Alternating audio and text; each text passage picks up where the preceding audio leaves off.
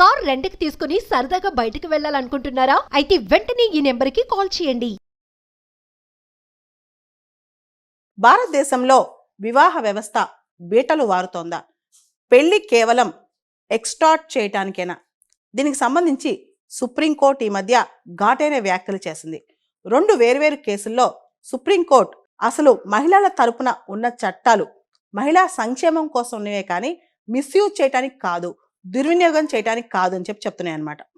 మహిళలు అనేక చట్టాల్లో ఉన్న ప్రొవిజన్స్ ఏదైతే డౌరీ హెరాస్మెంట్ కానీ, డొమెస్టిక్ వైలెన్స్ కానీ, ఐపీసీ కానీ, ఇంతకుముందు ఐపీసీ, ఇప్పుడున్న భారత న్యాయ సంహిత, వీటిలో తమకు సంబంధించిన ప్రొవిజన్స్ను మిస్యూజ్ చేస్తున్నారని, దీన్ని కింద కోర్టులు, హైకోర్టులు, కిందున్న ఫ్యామిలీ కోర్ట్స్ కూడా దీన్ని కన్సిడర్ చేయాలని చెప్పి, ఈ మిస్యూజ్ను ఆపాలని చెప్పి సుప్రీంకోర్టు వ్యాఖ్యలు చేసింది.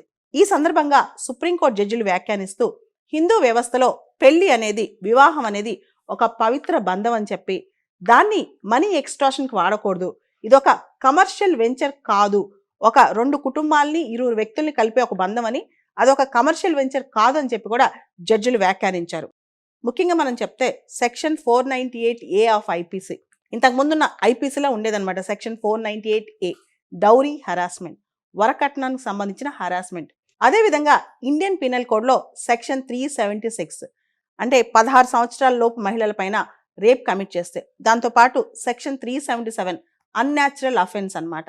అదేవిధంగా సెక్షన్ 506 క్రిమినల్ ఇంటిమిడేషన్. ఈ సెక్షన్లన్నీ కూడా కొంతమంది మహిళలు ఒక ప్యాకేజ్లా వాడి అత్తగారింటి వాళ్ళని, తమకు సంబంధించిన చుట్టాలని, భర్తకి ఎవరైతే సంబంధించిన చుట్టాలు ఉంటారో వాళ్ళకి విషయాల్లో సంబంధం లేకపోయినా వేధించడానికి వాడుతున్నారని, ఈ సెక్షన్లు చాలా మిస్యూజ్ చేస్తున్నారని, భారతదేశంలో మహిళలు వల్నరబుల్గా ఉన్నారు కాబట్టి ఈ సెక్షన్లన్నీ కూడా, చట్టాలన్నీ వాళ్ళ పరంగా ఉన్నాయి, కానీ కొంతమంది మహిళలు వీటిని దుర్వినియోగం చేస్తున్నారని చెప్పి కూడా సుప్రీంకోర్టు జడ్జిలు వ్యాఖ్యానించడం జరిగింది రెండు వేర్వేరు కేసులో. రీసెంట్గా సుప్రీంకోర్టుకు వచ్చిన ఈ రెండు కేసులో, ఒక కేసులో అయితే ఇది భర్తకి భార్యకి ఇద్దరు కూడా రెండో వివాహం అన్నమాట. భర్తకి దాదాపు 5,000 కోట్ల ఆస్తుంది. మొదటి భార్యకి విడాకులు ఇచ్చేటప్పుడు 500 కోట్లు భరణంగా ఇచ్చాడంట. ఇప్పుడు ఏంటంటే నాకు కూడా 500 కోట్లు కావాలని చెప్పి రెండో భార్య అడుగుతుంది. ఎందుకు 500 కోట్లు అంటే, నేను 3 నెలలు కాపురం చేశాను, నాకు ఇప్పుడు విడాకులు కావాలి, నాకు 500 కోట్లు కావాలి అంటే, ఇక్కడ వెల్త్ ఈక్వలైజేషన్ ప్రిన్సిపల్ అన్నమాట. అంటే నా భర్తకి ఎంత ఆస్తి ఉందో నేను కూడా అంతే సమానంగా ఆస్తి కావాలి అని చెప్పి. రీసెంట్గా కూడా కర్ణాటక హైకోర్టు జడ్జి ఒక మహిళని చాలా సీరియస్గా క్రిటిసైజ్ చేసింది అనమాట. ఆ కేసులో ఏం జరిగిందంటే, ఒక అమ్మాయి నెలకి తనకి 6 లక్షల రూపాయల మెయింటెనెన్స్ కావాలని అడిగింది అనమాట. అసలు ఇది సరిపోద్దా నీకు 6 లక్షల రూపాయలు కావాలంటే, నీకు అంతగా నెలకు 6 లక్షలు కావాలంటే సంపాదించుకో కష్టపడని చెప్పింది అనమాట. సో ఈ విధంగా పెళ్లి విడాకులు అనేవి ఒక కాంట్రాక్ట్ అయిపోయినాయి, కమర్షియల్ వెంచర్స్ అయిపోయినాయి. అంతేకాదు విడాకులు అంటే నాకు ఎన్ని లక్షలు ఇస్తావు నెలకి భరణంగా అని అడుగుతున్నారు. అంతేకాదు యాలిమోని, ఆస్తుల్లో వాటా. ఈ కేసులో ఏమవుతుందంటే, వాళ్ళ ఇన్కమ్ చూపిస్తున్నారు, వాళ్ళ ఆస్తులు చూపిస్తున్నారు, వాళ్ళ ఫ్యామిలీ స్టేటస్ చూపిస్తున్నారు. ఇవన్నీ చూపించి మాకు ఇంత కావాలి, సగం మాకు కావాలి అని అడిగేసి పెద్ద పెద్ద కంప్లైంట్లు ఇస్తున్నారనమాట. Supreme court judges justice BV Nagarathna, justice Pankaj Mittal, justice Koteshwar Singh వీళ్ళందరూ వ్యాఖ్యానిస్తూ ఈ చట్టాలు అనేవి ఏవైతే మహిళల పరంగా ఉన్నాయో, మహిళలకు సపోర్ట్గా ఉన్నాయో, వీటి యొక్క పూర్తి ఉద్దేశాన్ని మహిళలు అర్థం చేసుకోవట్లేదు. ఇవి మహిళల్ని ఎంపవర్ చేయడానికి ఉన్నాయి, మహిళలకి సాధికారత కల్పించడానికి ఉన్నాయి. అంతేగాని వీటిని మిస్యూజ్ చేసి, దుర్వినియోగం చేసి వాళ్ళ యొక్క అత్తమామల్ని, వాళ్ళ యొక్క భర్తని ఇబ్బంది పెట్టడానికి ఈ చట్టాలు లేవు. ఈ చట్టాలు దుర్వినియోగం ఆపాలి, మహిళలు వీటి యొక్క స్పిరిట్ని అర్థం చేసుకోవాలని చెప్పి వ్యాఖ్యానించడం జరిగింది. ఇదే సందర్భంలో మరో కేసు సుప్రీంకోర్టు ముందుకు వచ్చింది. ఎవరైతే ఒక అమ్మాయి ఉందో, విక్టిమ్ అని చెప్పుకుంటుందో, ఆ అమ్మాయి అత్తమామల పైన, భర్త తరపు బంధువుల పైన అందరి మీద కేసులు పెట్టింది. కానీ వాళ్ళు నిజంగా అమ్మాయిని హరాస్ చేశారు అనడానికి ఎక్కడ సాక్ష్యాలు లేవు, ఒట్టిగా జనరల్గా హరాస్ చేశారని చెప్పింది.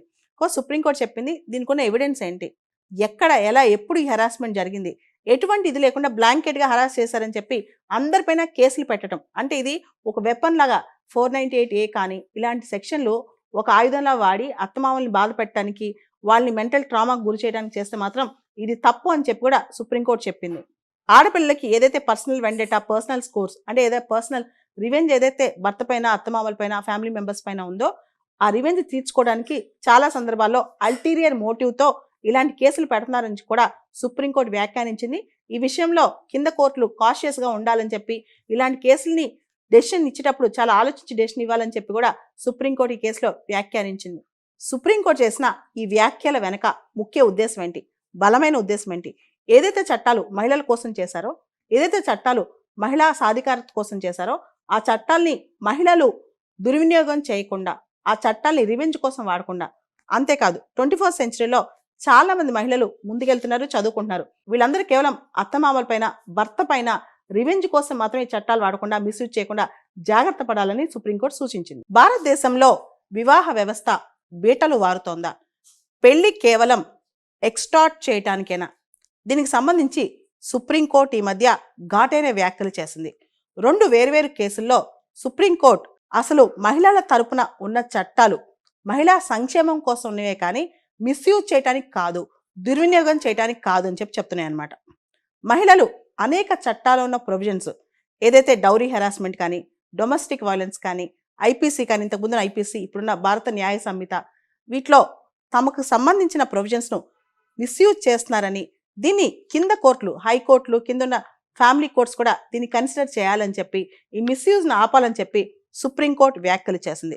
ఈ సందర్భంగా సుప్రీంకోర్టు జడ్జిలు వ్యాఖ్యానిస్తూ హిందూ వ్యవస్థలో పెళ్లి అనేది, వివాహం అనేది ఒక పవిత్ర బంధం అని చెప్పి, దాన్ని మనీ ఎక్స్ట్రాక్షన్కి వాడకూడదు, ఇదొక కమర్షియల్ వెంచర్ కాదు, ఒక 2 కుటుంబాలని 20 వ్యక్తుల్ని కలిపే ఒక బంధం అని, అదొక కమర్షియల్ వెంచర్ కాదు అని చెప్పి కూడా జడ్జిలు వ్యాఖ్యానించారు. ముఖ్యంగా మనం చెప్తే సెక్షన్ 498A ఆఫ్ ఐపీసీ, ఇంతకుముందున్న ఐపీసీలో ఉండేదన్నమాట. సెక్షన్ 498A డౌరీ హరాస్మెంట్, వరకట్నానికి సంబంధించిన హరాస్మెంట్. అదేవిధంగా ఇండియన్ పీనల్ కోడ్లో సెక్షన్ 376 అంటే 16 సంవత్సరాల లోపు మహిళల పైన రేప్ కమిట్ చేస్తే, దాంతోపాటు సెక్షన్ 377 అన్యాచురల్ అఫెన్స్ అన్నమాట. అదేవిధంగా సెక్షన్ 506 క్రిమినల్ ఇంటిమిడేషన్. ఈ సెక్షన్లన్నీ కూడా కొంతమంది మహిళలు ఒక ప్యాకేజ్లా వాడి అత్తగారింటి వాళ్ళని, తమకు సంబంధించిన చుట్టాలని, భర్తకి ఎవరైతే సంబంధించిన చుట్టాలు ఉంటారో వాళ్ళకి విషయాల్లో సంబంధం లేకపోయినా వేధించడానికి వాడుతున్నారని, ఈ సెక్షన్లు చాలా మిస్యూజ్ చేస్తున్నారని, భారతదేశంలో మహిళలు వల్నరబుల్గా ఉన్నారు కాబట్టి ఈ సెక్షన్లన్నీ కూడా, చట్టాలన్నీ వాళ్ళ పరంగా ఉన్నాయి, కానీ కొంతమంది మహిళలు వీటిని దుర్వినియోగం చేస్తున్నారని చెప్పి కూడా సుప్రీంకోర్టు జడ్జిలు వ్యాఖ్యానించడం జరిగింది 2 వేర్వేరు కేసులో. రీసెంట్గా సుప్రీంకోర్టుకు వచ్చిన ఈ 2 కేసుల్లో, ఒక కేసులో అయితే ఇది భర్తకి భార్యకి ఇద్దరు కూడా రెండో వివాహం అన్నమాట. భర్తకి దాదాపు 5,000 కోట్లు ఆస్తుంది. మొదటి భార్యకి విడాకులు ఇచ్చేటప్పుడు 500 కోట్లు భరణంగా ఇచ్చాడంట. ఇప్పుడు ఏంటంటే నాకు కూడా 500 కోట్లు కావాలని చెప్పి రెండో భార్య అడుగుతుంది. ఎందుకు 500 కోట్లు అంటే, నేను 3 నెలలు కాపురం చేశాను, నాకు ఇప్పుడు విడాకులు కావాలి, నాకు 500 కోట్లు కావాలి అంటే, ఇక్కడ వెల్త్ ఈక్వలైజేషన్ ప్రిన్సిపల్ అన్నమాట. అంటే నా భర్తకి ఎంత ఆస్తి ఉందో నేను కూడా అంతే సమానంగా ఆస్తి కావాలి అని చెప్పి. రీసెంట్గా కూడా కర్ణాటక హైకోర్టు జడ్జి ఒక మహిళని చాలా సీరియస్గా క్రిటిసైజ్ చేసింది అనమాట. ఆ కేసులో ఏం జరిగిందంటే, ఒక అమ్మాయి నెలకి తనకి 6 లక్షల రూపాయల మెయింటెనెన్స్ కావాలని అడిగింది అనమాట. అసలు ఇది సరిపోద్దా నీకు 6 లక్షల రూపాయలు కావాలంటే, నీకు అంతగా నెలకు 6 లక్షలు కావాలంటే సంపాదించుకో, కష్టపడని చెప్పింది అనమాట. సో ఈ విధంగా పెళ్లి విడాకులు అనేవి ఒక కాంట్రాక్ట్ అయిపోయినాయి, కమర్షియల్ వెంచర్స్ అయిపోయినాయి. అంతేకాదు విడాకులు అంటే నాకు ఎన్ని లక్షలు ఇస్తావు నెలకి భరణంగా అని అడుగుతున్నారు. అంతేకాదు యాలిమోని, ఆస్తుల్లో వాటా. ఈ కేసులో ఏమవుతుందంటే, వాళ్ళ ఇన్కమ్ చూపిస్తున్నారు, వాళ్ళ ఆస్తులు చూపిస్తున్నారు, వాళ్ళ ఫ్యామిలీ స్టేటస్ చూపిస్తున్నారు. ఇవన్నీ చూపించి మాకు ఇంత కావాలి, సగం మాకు కావాలి అని అడిగేసి పెద్ద పెద్ద కంప్లైంట్లు ఇస్తున్నారనమాట. Supreme court judges justice BV Nagarathna, justice Pankaj Mittal, justice Koteshwar Singh వీళ్ళందరూ వ్యాఖ్యానిస్తూ ఈ చట్టాలు అనేవి ఏవైతే మహిళల పరంగా ఉన్నాయో, మహిళలకు సపోర్ట్గా ఉన్నాయో, వీటి యొక్క పూర్తి ఉద్దేశాన్ని మహిళలు అర్థం చేసుకోవట్లేదు. ఇవి మహిళల్ని ఎంపవర్ చేయడానికి ఉన్నాయి, మహిళలకి సాధికారత కల్పించడానికి ఉన్నాయి. అంతేగాని వీటిని మిస్యూజ్ చేసి, దుర్వినియోగం చేసి వాళ్ళ యొక్క అత్తమామల్ని, వాళ్ళ యొక్క భర్తని ఇబ్బంది పెట్టడానికి ఈ చట్టాలు లేవు. ఈ చట్టాలు దుర్వినియోగం ఆపాలి, మహిళలు వీటి యొక్క స్పిరిట్ని అర్థం చేసుకోవాలని చెప్పి వ్యాఖ్యానించడం జరిగింది. ఇదే సందర్భంలో మరో కేసు సుప్రీంకోర్టు ముందుకు వచ్చింది. ఎవరైతే ఒక అమ్మాయి ఉందో, విక్టిమ్ అని చెప్పుకుంటుందో, ఆ అమ్మాయి అత్తమామల పైన, భర్త తరపు బంధువుల పైన అందరి మీద కేసులు పెట్టింది. కానీ వాళ్ళు నిజంగా అమ్మాయిని హరాస్ చేశారు అనడానికి ఎక్కడ సాక్ష్యాలు లేవు, ఒట్టిగా జనరల్గా హరాస్ చేశారని చెప్పింది. సుప్రీంకోర్టు చెప్పింది దీనికి ఉన్న ఎవిడెన్స్ ఏంటి, ఎక్కడ, ఎలా, ఎప్పుడు ఈ హరాస్మెంట్ జరిగింది, ఎటువంటి ఇది లేకుండా బ్లాంకెట్గా హరాస్ చేశారని చెప్పి అందరిపైన కేసులు పెట్టడం. అంటే ఇది ఒక వెపన్ లాగా 498A కానీ ఇలాంటి సెక్షన్లు ఒక ఆయుధంలా వాడి అత్తమామల్ని బాధ పెట్టడానికి, వాళ్ళని మెంటల్ ట్రామాకు గురి చేయడానికి చేస్తే మాత్రం ఇది తప్పు అని చెప్పి కూడా సుప్రీంకోర్టు చెప్పింది. ఆడపిల్లలకి ఏదైతే పర్సనల్ వెండేటా, పర్సనల్ స్కోర్స్ అంటే ఏదైతే పర్సనల్ రివెంజ్ ఏదైతే భర్త పైన, అత్తమామల పైన, ఫ్యామిలీ మెంబర్స్ పైన ఉందో, ఆ రివెంజ్ తీర్చుకోవడానికి చాలా సందర్భాల్లో అల్టీరియర్ మోటివ్తో ఇలాంటి కేసులు పెడుతున్నారని కూడా సుప్రీంకోర్టు వ్యాఖ్యానించింది. ఈ విషయంలో కింద కోర్టులు కాషియస్గా ఉండాలని చెప్పి, ఇలాంటి కేసుల్ని డెసిషన్ ఇచ్చేటప్పుడు చాలా ఆలోచించి డెసిషన్ ఇవ్వాలని చెప్పి కూడా సుప్రీంకోర్టు ఈ కేసులో వ్యాఖ్యానించింది. సుప్రీంకోర్టు చేసిన ఈ వ్యాఖ్యల వెనక ముఖ్య ఉద్దేశం ఏంటి, బలమైన ఉద్దేశం ఏంటి, ఏదైతే చట్టాలు మహిళల కోసం చేశారో, ఏదైతే చట్టాలు మహిళా సాధికారత కోసం చేశారో, ఆ చట్టాల్ని మహిళలు దుర్వినియోగం చేయకుండా, ఆ చట్టాల్ని రివెంజ్ కోసం వాడకుండా, అంతేకాదు 21st సెంచరీలో చాలా మంది మహిళలు ముందుకెళ్తున్నారు, చదువుకుంటున్నారు. వీళ్ళందరూ కేవలం అత్తమామల పైన, భర్త పైన రివెంజ్ కోసం మాత్రమే ఈ చట్టాలు వాడకుండా, మిస్యూజ్ చేయకుండా జాగ్రత్త పడాలని సుప్రీంకోర్టు సూచించింది.